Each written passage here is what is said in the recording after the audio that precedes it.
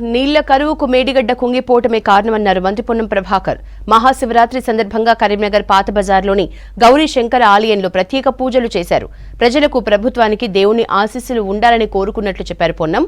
Medigadda PRS ప్రభుత్వంలోనే కుంగినా ఎందుకు repair చేయలేదని ప్రశ్నించారు. కేసీఆర్లా తాము ఇంజనీర్లు కాదని నిపుణుల సలహా మేరకు చర్యలు తీసుకుంటామని అన్నారు పొన్నం.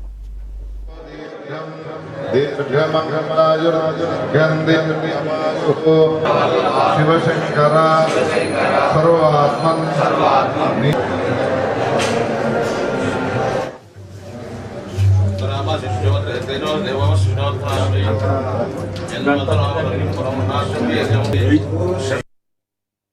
అందరూ కూడా బాగుండాలి, సర్వేజన సుఖినోవా అని.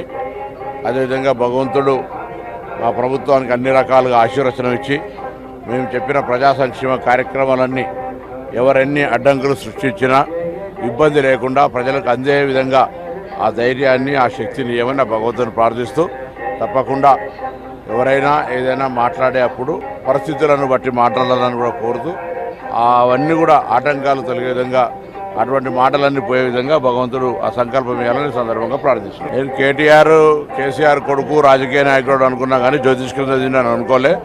మరి జ్యోతిష్కం ఎప్పుడు చదివిందో చెప్తే అదే తెలుసుకుంటాం. సరే, ప్రకటిస్తాం. మా పార్టీ మా ఇష్టం, వాళ్ళ పార్టీ వాళ్ళ ఇష్టం నడుస్తుంటే తప్పకుండా ప్రకటిస్తాం. కరీంనగర్ కాంగ్రెస్ సీట్ గెలుస్తాం. 10 ఏళ్లలో ఏం చేసిరో అడుగుతున్నా. 10 ఏళ్లలో మీరు అధికారంలో ఉన్నప్పుడు 500 రూపాయలు గ్యాస్ ఎందుకు ఇవ్వలేదో చెప్పండి. మీరు అధికారంలో 200 యూనిట్ల ఉచితం ఎందుకు ఇవ్వలేదో చెప్పండి. మీరు అధికారంలో ఉచితంగా మహిళలకు ఆర్టీసీ బస్సు ఎందుకు ఇవ్వలేదో చెప్పండి. అప్పుడు ఊరుగాలిందా పిల్లగాలిందా చర్చ చేసుకుందాం. సరే, 3 నెలల్లో మేము చేసింది తప్పేంది? 3 నెలల్లో మేము చేసిన పొరపాటు ఏంది? మీరే కదా నిన్నటిదాకా ప్రభుత్వాలు ఉన్నది. మేము అధికారంలోకి వచ్చింది వర్షాకాలం కాదు కదా, నీళ్ళు మేనేజ్మెంట్ చేయలేక మొత్తం సముద్రంలో కలిసి చేసింది కాదు కదా. మీరు కట్టిన మేడిగడ్డ కుంగిపోయింది కదా.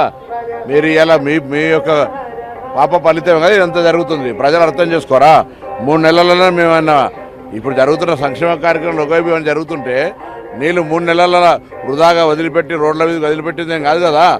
ఇలా చాలామంది మాట్లాడుతున్నారు ఏదో కేటీఆర్కి మేయర్ చెప్పిండి అని చెప్పినని. తెలియదా మీకు ఎన్ని టీఎంసీలో వాటర్ ఉంది డ్యామ్లో? ఎన్ని టీఎంసీలో వాటర్కి ఎట్లా వస్తాయో తెలియదా? తెలుసు కదా. అయినా మళ్ళీ చెప్తాను, కరీంనగర్ ప్రజలకు సంబంధించి ఎక్కడ కూడా త్రాగునీటి సమస్య రాకుండా అన్ని రకాల చర్యలు తీసుకుంటాము.